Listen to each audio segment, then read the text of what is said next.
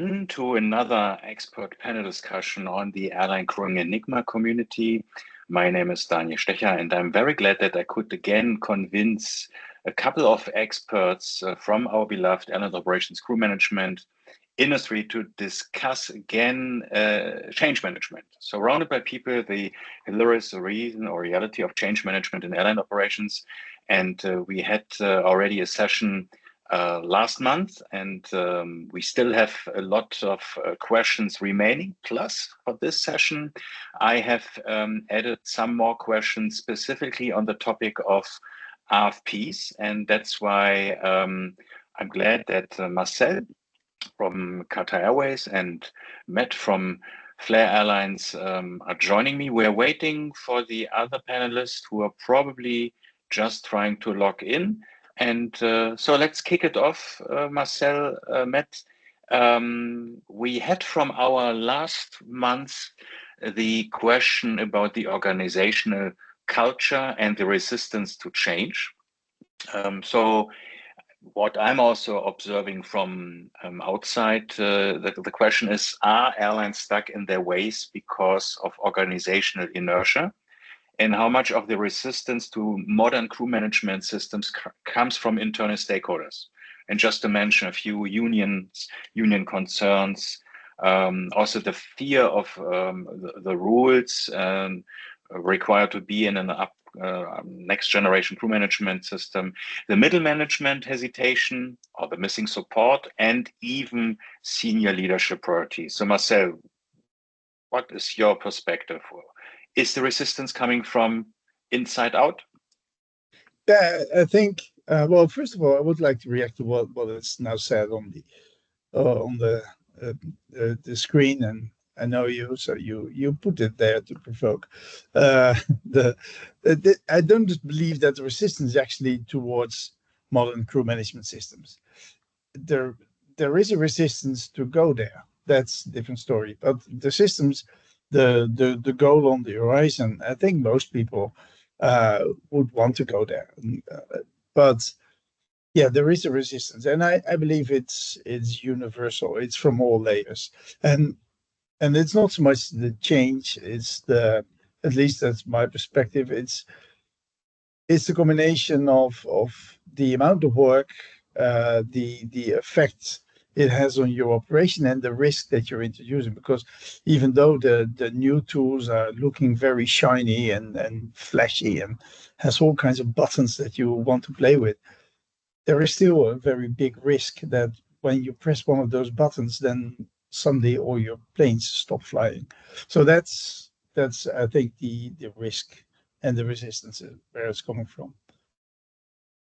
Aditi, we talk about the organizational structure, and I don't know whether you could already see the question. So we are discussing, is the inertia coming from inside out? Is the entire group of stakeholders, unions, middle management, but even the senior leadership, the reason that airlines are somehow stuck in their ways?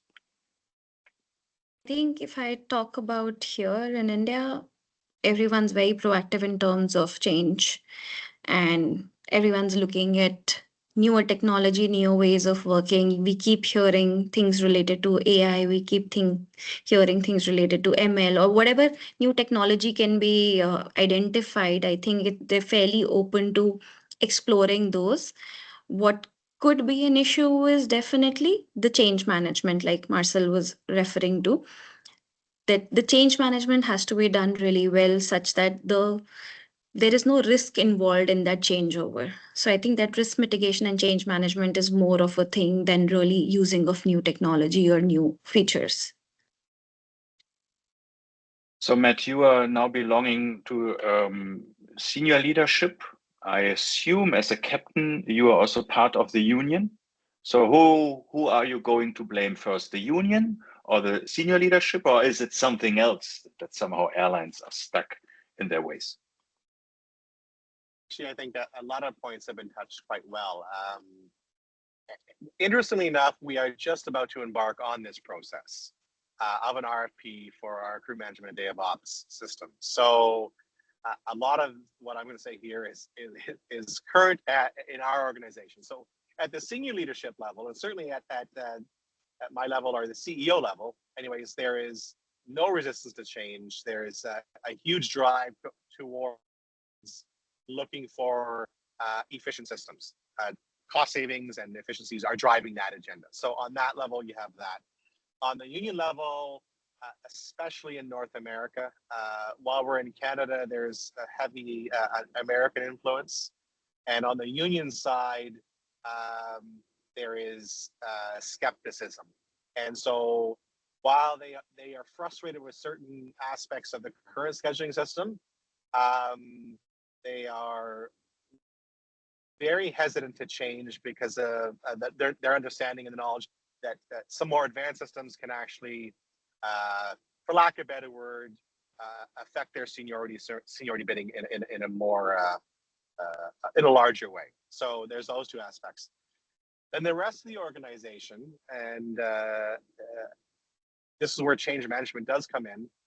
The teams that will embark and actually manage this are certainly hesitant, and they're hesitant, I think, with good reason in our organization, because I think, as Marcel indicated, it's heavily resource dependent.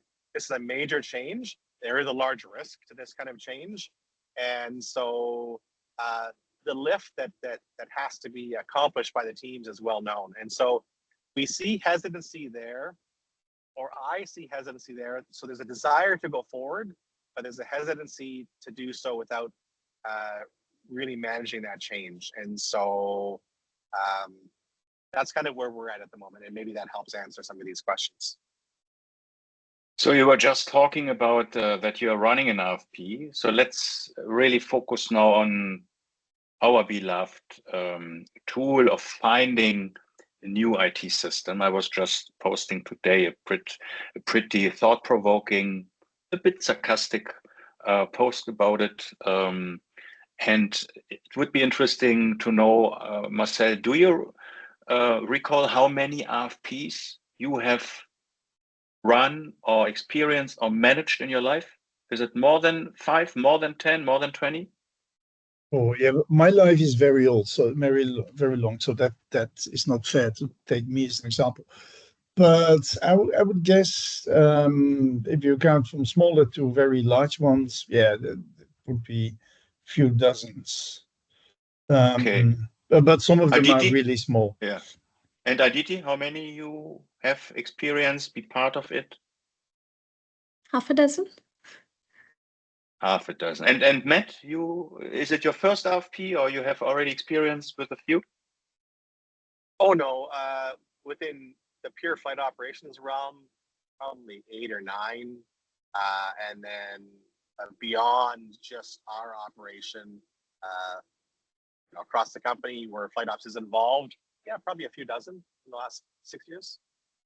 Okay, so we talk about more than 50, maybe 60, maybe 70 RFPs we have now here in the call. If you ask me how many RFPs, maybe 200, 250, 300. So that's maybe a small RFP as higher the level of sarcasm on this topic.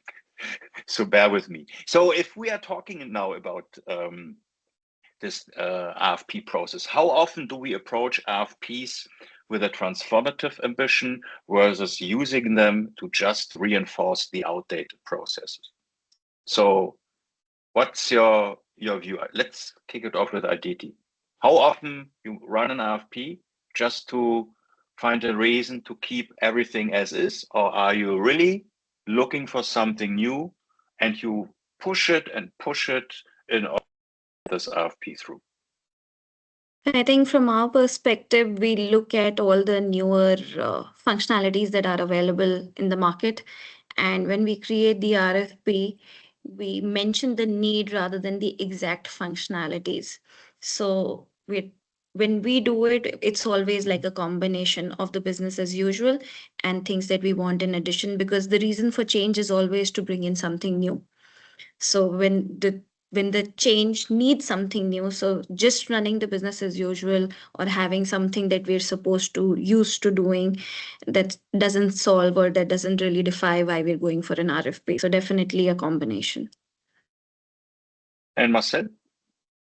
Yeah, I would say that all the RFPs are there for the need for change. I mean, doing an RFP is a painful process. You have to deal with procurement people. That's not something that anybody does out of joy.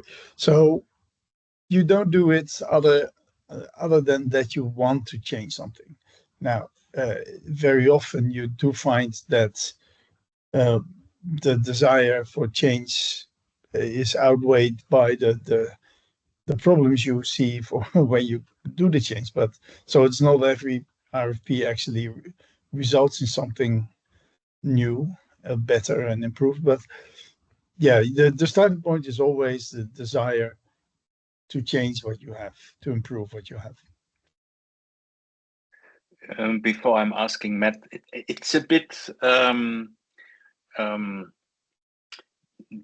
disapproving my own experience, because here we are asking, is it used to reinforce the outdated process? And my experience is that in all these discussions, the match of what the product is offering compared what is the existing process. And I would say 85 to 90% I'm hearing, we cannot change the process. So instead of being creative enough to say, okay, this new product, this solution is giving me what I need, and I'm now starting to fight against the windmills who define the process. So that's why now that's a different story.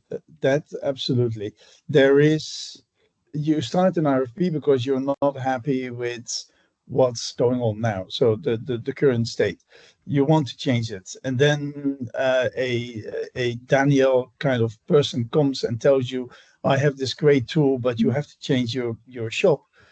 That a lot of people then go into like, whoa, wait a moment, we've been doing this for the last 300 years and it worked fine. So that's that definitely is the case. You need people with vision on both sides to because you ask for one thing, but you don't actually know what you could get, and that's where sometimes the resistance comes. So even though the starting point is the desire for change, yes, when change is blown in their face, they may be startled. Matt, you were just talking about your RFP. So how are you now observing the discussion? You get some nice vendor presentations, but you need to change your process. You were just speaking about the hurdles to overcome with some stakeholders. So are you trying to push the vendors to fit into the existing process, or are you now trying to moderate the organizational discussion to change the existing process? No, I mean, our approach is, as you guys mentioned, is to look for change. We're looking for a new product because of a lack of functionality in our current product. But I can answer the question again, quite illustratively with experience, because I was involved in moving to the current crew planning system. I think I mentioned on a previous call that was done during COVID, when we were a very small company with a huge lack of support. And so we implemented a major system really with 3 people. But one of the big learnings for me from that entire process, or that entire change, was that resistance to process, and the thought process from the user, the main and daily users, to not change their process because they were used to doing something the same way for years and years and years. And so I think one of the big things for me in the next process is to bring those users in early into the process, let them know that like we're in the early stages of an RFP, so we haven't issued it actually yet, but to get their engagement early, their buy-in early, because it's critical that when we do make changes that they're involved and they accept those changes. the process has to change. If you try and utilize, especially technology, a new software system with old processes, it's not going to work. Generally, it's not going to work because the new system has a different set of process. Input, output may be similar, but the way to get those things is very, very different. And we've seen this very recently at my company in finance, where we're just recently gone live with NetSuite, financial software.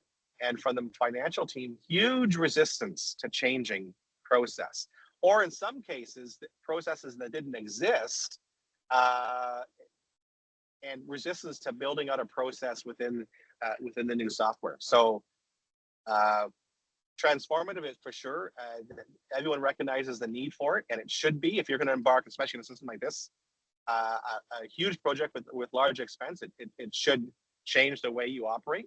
Otherwise, you wouldn't be going forward. But implementing it is really, again, it's where the success or failure of that process will sit. So talking about early involvement of stakeholders, let's touch upon who is really shaping the RFP. So what's the process of picking the team running the RFP? And how can airlines really get the forward thinkers into the entire process, defining requirements and being part of the selection committee, and not just having we always did it like this way representatives and legacy addicts in the process. So RTD, how are you selecting the team members of this RFP process? I think, in my opinion, when the team for RFP needs to be made, it needs to have a combination of the users, some system experts, some people who are like digital transformation champions, rather. So they can evaluate everything that the users are asking for and then evaluate that within and then create it into the RFP rather than having all of that conversation with the vendor directly. So I think some internal discussions and like that whole combination is very helpful. And how do you know that somebody knows technology and the vendors? How do you know who knows the best practice process? So we keep doing these regular exercises internally as well on best practices, and that would really help identify the people. So when they're raising new requirements, when they're raising requests or feedback on the system or new changes, you can see from the mindset who are the people who are really understanding on how to use a system more efficiently rather than just using what is given. So you can identify those different users very easily. Of course, So you also Marcel, have to. Sorry. Yeah, sorry. No, go on. I was No, just go on. saying that you also have to just ensure that not someone who only has ideas and is not receptive of the feedback in return.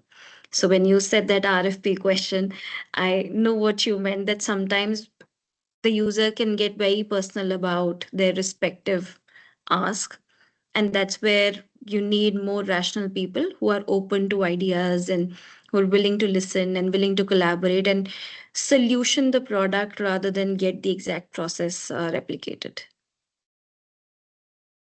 Marcel, you are, of course, you have a 5-star RFP evaluation team, being a 5-star airline. How are you selecting the colleagues who are part of such an RFP?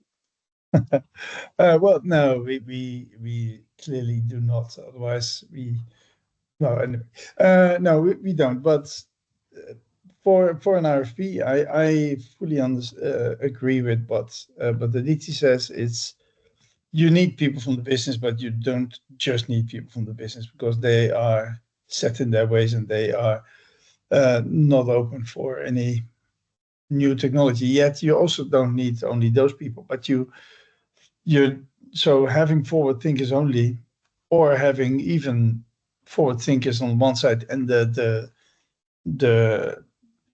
people that have been working with the system on the other side, that itself also still won't work. You need people in the middle who translate, who can speak both languages. Ideally, you would have in every department that is looking for this, let's say in a crew resources department, you would have people inside the department who knows the business, who know what's going on.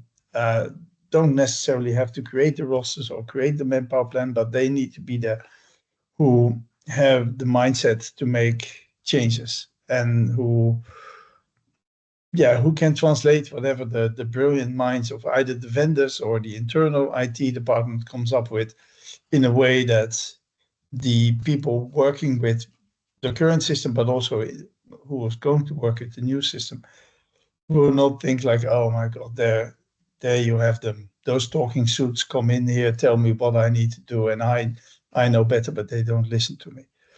That missing link in the middle is quite important, and that's quite often missing, that I find.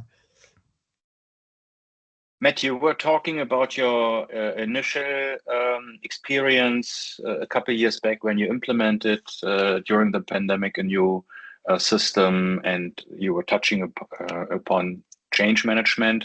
So have you, with this perspective now, created the RFP team? Have you put some criteria for who is required in this RFP selection team in order to foster change management, or have you given this decision to somebody else and you trust that the RFP will bring the company forward because you have shared your experience and other colleagues will do their job? Yeah, from our perspective, you have to remember we're still a fairly small company, and so the RFP team won't be particularly large. Having said that, the one thing we did make sure was, to Marcel's point, that we've got stakeholders from all the departments. So we're fortunate in that one of our IT team members who's seconded to flight operations has extensive experience in various software. So clearly they're involved along with other people in IT. The crew resources team, senior team, is involved. That's 3 people, mind you, in a company our size. Myself, and actually to Denise' point, one of the things that I've done here is I brought in 2 other people, and I'll steal Marcel's term, with that transformative mindset. Now they're both in flight operations, so they have an understanding, at least on the surface, of crew resource software, but they are very, very much engaged in a lot of the other things we've been doing in flight operations across the company, whether it's technology or process. And I'll use one example. One of them, has a significant interest in AI in lots of different areas, but that folds into this entire process quite well, because that's the thought process we want. If we're just going to RFP for a traditional system, we will get a traditional system.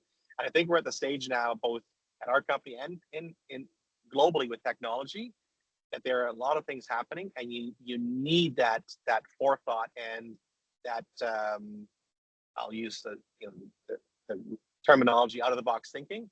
I think it's critical, or we end up with a very expensive legacy system, potentially with a very, very expensive legacy system. So we've got to push the bounds of what we're doing, and I think having those people involved, it could be outside the department.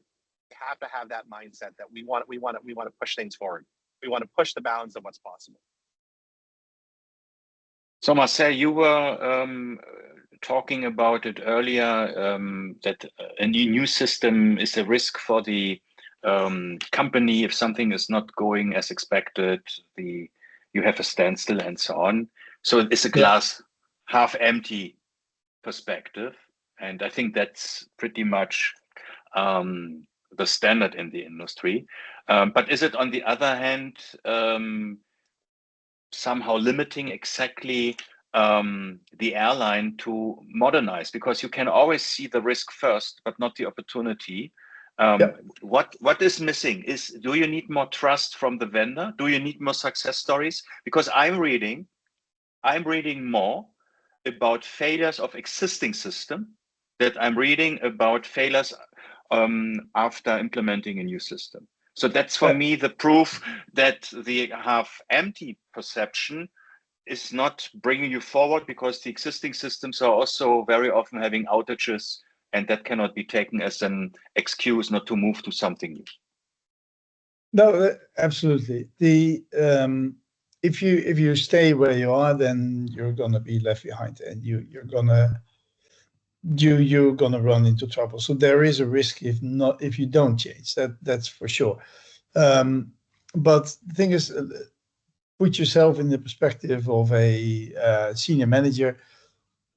A salesman comes there with a presentation that looks really shiny, but we all know it's basically a glorified PowerPoint, and we need to trust him that whatever he's selling as the new best thing since sliced bread is actually better than sliced bread. So therefore, one thing, of course, that you want to do is a proof of concept, especially if it's like big and all encompassing. Then you want a proof of concept, but that itself is also it's not a small task. If you do it too small, then yeah, basically again you go back to the glorified PowerPoint. If you do it too big, then you're almost implementing the system. So finding that middle ground is still, it's a lot of work, but it's essential. In my belief, the best way to mitigate this risk and the fear of moving forward is to cut it up in as smaller elements as possible. Don't revolutionize your entire system, throw everything away, build a completely new system. If you can do it bit by bit, that way at least the risk is manageable. You quite often have your old system, that module that you're replacing in place, and then you improve it with this new thing. But yeah, that is a bit of an issue. Then if you do it modular, then you are limited to only those things that can be replaced by a module. And the more more engaging, more beautiful changes are the ones that are big. And so there is the chicken egg thing where you need to make the balance. Yeah, it's and on the other hand, as nobody likes change, and you cut it into 10 pieces, you have to make 10 times a change with 10 times the risk. But those 10 changes are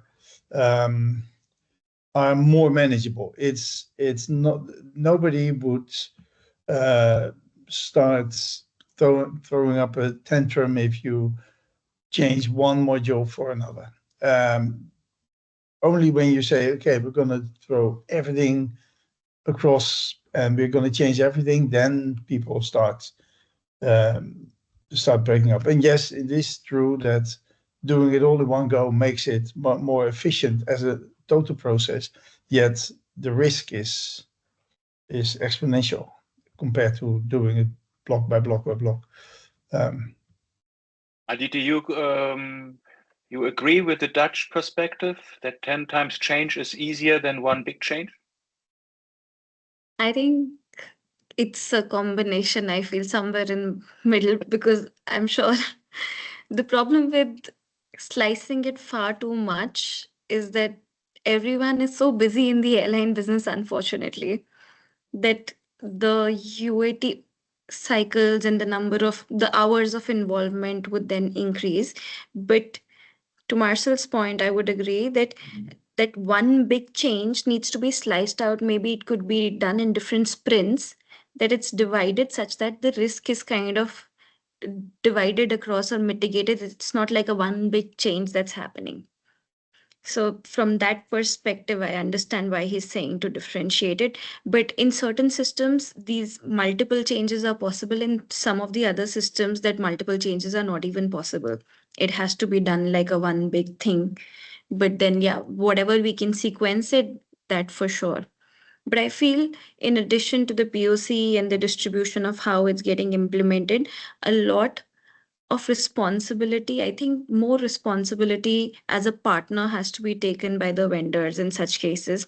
Like we just saw here as an example that we've done a few dozens of RFPs, while you, as a vendor side, you would have done like hundreds of RFP processes. Similar on the implementation, that some of the airlines would only change over a system once in their lifetime or twice in their lifetime, like a big major critical system. But for you, on the other hand, it's just yet another system implemented in one of the airlines. So there's far more experience that the vendors have, both in RFP as well as the implementation go live phase, that there has to be more of consulting in the entire process. So when the vendors mention about the experiences that they're having with respect to RFP, it's not like the airlines are always writing RFPs. They're just thinking of everything that they're doing today. So, and just jotting that down to cover that tomorrow, the vendor will just say, but you didn't mention that in RFP. So for the sake of that, we have to write everything that we're doing today. For sure, the discussion could be again debatable. What is possible, what's not possible, what can be done in a different manner. But whatever they're thinking of in their own capacity, that's what they're sharing, while the vendors come with more perspective and experience of multiple different airlines, different continents as well, different countries, different ways of doing, how different sizes of airlines do things. But how you have that conversation with the airlines is extremely important. Saying that this is how this can be done in this system, or why do you want to do this, is not the right thing. Rather, that what are we trying to solve? Let's just solve it together. Can it be solved like this? So one little statement change in how you manage the user, I think the user trust and the cooperation and that partnership really starts to get built up, and there's more confidence in the product. And as the confidence and the cooperation increases, the change management becomes easier. So the cooperation has to start from the RFP discussion stage and not just in the implementation, I feel. I would even say before, because my experience is once the process has been started, changes are not allowed, discussions or the communication is very limited between airline and the vendors. And on the other hand, and that's again the question, how you make sure you have the right people in this process. Because if these people are scanning the market and possibilities before the RFP, you are not falling in this trap. And Marcel, I give you an example why I disagree with 10 small projects is easier, and you have it already in your back, the example. You see this Formula One racing car? It doesn't make sense to have 4 pit stops in order to change 4 tires. It's easier and faster to change 4 tires in 1 pit stop. And that's, now you will tell me you cannot compare Formula One, and you know we have this debate forever. But because if you talk with a project manager, it has an extra effort here and there for these, let's say, 10 packages, but it's better to have the holistic planning. I'm not saying you do a simultaneous cutover of ops and crew and everything. That's not what I mean. But just having a small thing, and then you do another project 6 months later where you reopen maybe. And that's why I think it sometimes makes more sense to consider everything, at least in the plan, involve people, maybe not using everything from day one, but I think having a complete view on everything is also having more opportunities, because as you said earlier, you have maybe only a little impact here, and you're giving up 9 other opportunities which are saving you the money. And then later on somebody says, so what did we get out from this one thing? Oh yeah, it's not really paying off. Why we have done this? Oh no, we are not touching anything for the next 5 years. And then you have given up a lot of opportunities. No, I'm definitely agreeing that when you start this process, be it do it in 1 step or in 10 smaller steps, you must have an idea of where you want to be at the end. You must have that dot on the horizon. But if you have the choice to do it step by step, I would prefer that in the sense that the first few steps may be smaller, more manageable, and it will gain confidence. If somebody, let's say, you take the entire crew management cycle of an airline and you change just the manpower planning tool. So you throw away Excel and you change it with another tool, an actual tool. That is a manageable part, and that should reduce or produce a great gain for the department, for the product. Now, if you do this and you do one other step of like this, then you gain trust in the products, in the change, and then perhaps you can make it bigger. But if you say to the people like, okay, we're gonna close store for a month or 2 months or 2 years, whatever, and afterwards you have a new shiny system, then nobody will accept that. But yes, the dot on the horizon is absolutely necessary. Matt, which strategy have you applied in your airline to reframe the risk of changing IT systems, especially also with your earlier experience? Well, when it comes to risk or the appetite for risk, that sits squarely in the cultural aspects of the airline.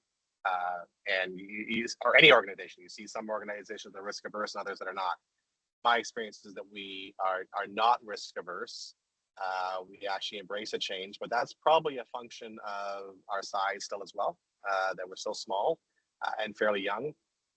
And most change is much simpler than it would be, for example, Marcel at Qatar. So I think it frames it differently for us than it might for a large company like Qatar. Going beyond risk, the next part, and it is partially cultural, is the past experience, especially the past experience of the team and the people that are implementing.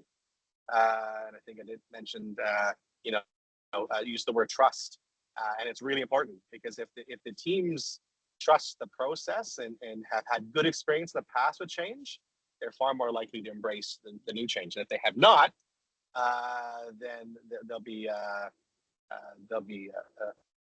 more inclined to resist that change. And for me, it comes back down to, there's very little fear of change at the senior levels. Most companies, at our company, and most of that fear stems from the operational teams who will implement. And yes, I agree with the comment that was made earlier that the vendor has to take a very proactive stance in supporting the change and the management change. They're the experts on the product. They're also the experts in change to a large degree because they've done this presumably a number of times. And our past experience was that that didn't happen. The vendor wasn't able to support well, partially because of downsizing during COVID.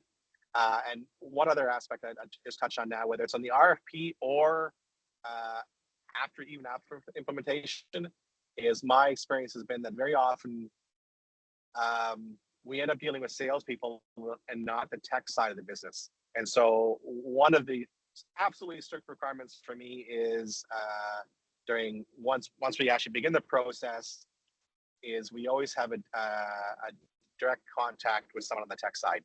After implementation, after go live, it's the same thing. I don't want to be dealing with salespeople through a ticketing process or other process. We need that tech representative. And I'm finding not only crew resources, but a lot of tech areas, likely because they're short on the tech side, that they funnel a lot of the work through the sales team. And my experience has been that's been resulted in poor outcomes. But I'm hearing here that from now on, you are listening to vendors, and when they recommend you something, you are following their recommendation. So, because why I'm saying so is my experience is, and potentially because we have here other vendor representatives in the call, is that this entire process is pretty much checkbox compliance and ticking the box instead of meaningful conversation. Aditi was also mentioning we need more consultative approaches. So what would be a truly interactive and scenario-driven vendor evaluation process, which is really uncovering the solution's real potential? Because my experience is you get either the scenarios you shall show, which are already limited because they are describing the existing process of the airline, which is very often built around existing IT systems, or because they have maybe already made a short list and they have not fully understood the potential of IT systems. So how can we really have a different approach that we are not just ticking the box, and if vendor want to show something else, we are running out of time because all this is not possible due to the limitation of the process. So Aditi, how can we reach this together, that we are not just answering on these RFP, ticking the box, where the sort order of the use cases is also a lot of waste of time, instead of let the vendor do what they believe is helping you to come to the best decision? I think it starts with the trust. The more the vendor can create that trust that they're truly there to help, and it's not just like a sales pitch to sell a product, but to actually help transform how the airline operates and be the partner in the airline's development, that's what will really help. So while the vendors are working on that tick box approach for the RFP, it's fine. But then, by the way, these are the 5 USP things that absolutely you should explore. So when that dialogue gets initiated and when those workshops are happening, that's where you demonstrate. So when Marcel was bringing out the point of, say, proof of concept, when you demonstrate those functionalities and you show the benefit of it, that what's in it for me gets answered for. And in the entire implementation plan, the airline hasn't thought of that because that's not something that they knew that existed in the system. So when the vendor makes the entire plan, they can put in the placeholders for implementing those and show the benefit of why and when it should be implemented in the entire journey of the map, and not just prepare an implementation plan based on the RFP points itself. Marcel, how do you wish the next RFP should be run from the vendor? What I would like, well, and I have seen cases in the past where that worked, where you basically have two threads. You have the procurement sides, they talks with the sales side, and they are supposed to be opponents of each other. They need to fight each other to get the most value for the money. And the second thread should be the business side and the tech people, just like what Matthew just said, where we operate as one team. It is not you and them, it's us. We together want to get the best product available. And that also means that it could very well be that in the RFP, we say we're going to use this and this and this and this, so we're going to build that.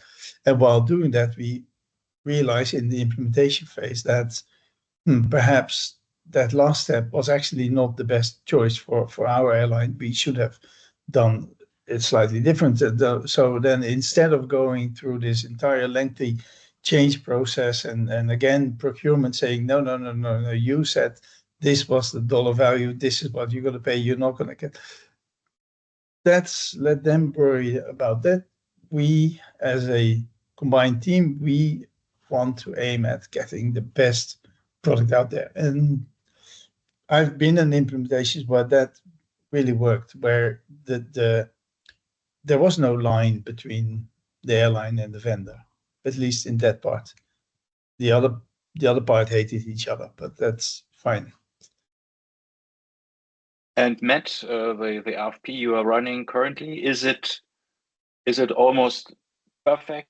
Is it 80% of a good process? What would you like to have in the future from the vendors, because you feel that was missing during the evaluation, the demos, the presentations? Yeah, it's a good question. We're still building out the RFP. but it kind of answers the question, and Marcel hit it well, I think. Part of it is internal experience. So your experience with previous RFPs, previous implementations, and for lack of a better word, the questions that those raise. So there's a whole series of questions in my mind and the mind of the team that we're starting to pull together now in terms of our last implementation or their experience with implementation. So there's that side, and then I think there's the realization, and again Marcel hit it well.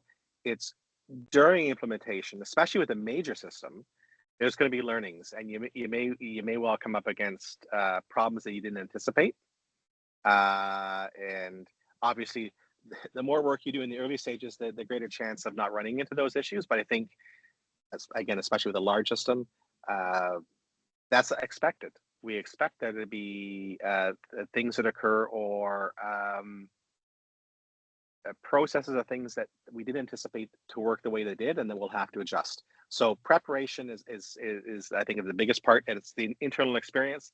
And in our case, it's actually I mentioned the finance system. I've sat down once already with one of the major players in that implementation to again ask them for their experience, because it's a large scale tech solution, and whether it's crew resources or finance software, there were very likely a lot of similarities. That's really where we're at with that. I think it's that internal understanding, and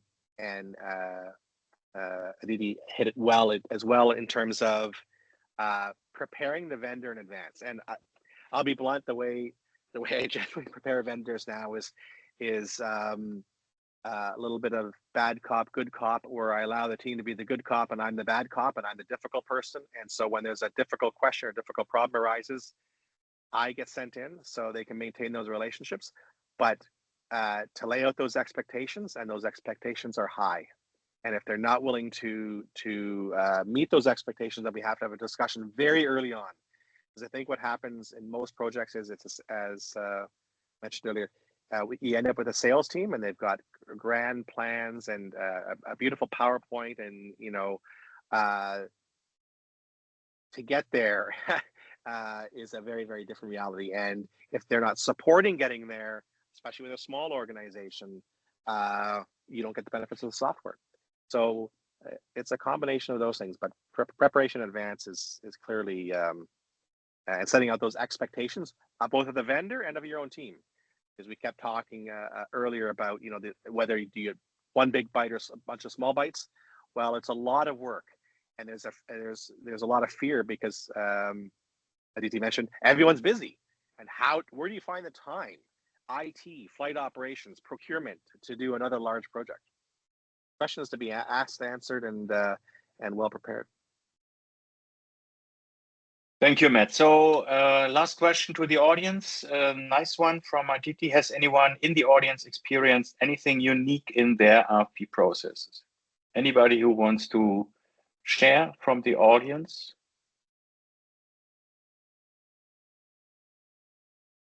Either nobody has made a unique experience, or nobody is running an RFP, or nobody is allowed to share the experience without their lawyers. So that can be only the possibility. So thank you, Aditi, Matt, and Marcel for joining me on this panel.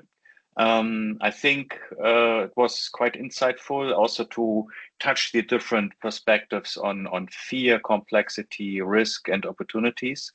And I'm sure we will in 2025 having another panel, because I know that from now on you are doing everything what vendors are recommending you. So I'm already very keen to get then the feedback on the RFP experiences you all did in 2025. Until we see each other in person in Asia Pacific, Marcel, is there already, you announced it, so I can talk about it. I think the next Articos will be in the Philippines. Yeah, it will be in the Philippines, in Cebu. Yeah.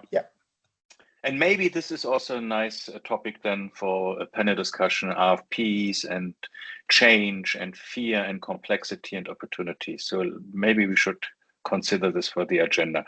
So until we see each other next time, please stay healthy and safe.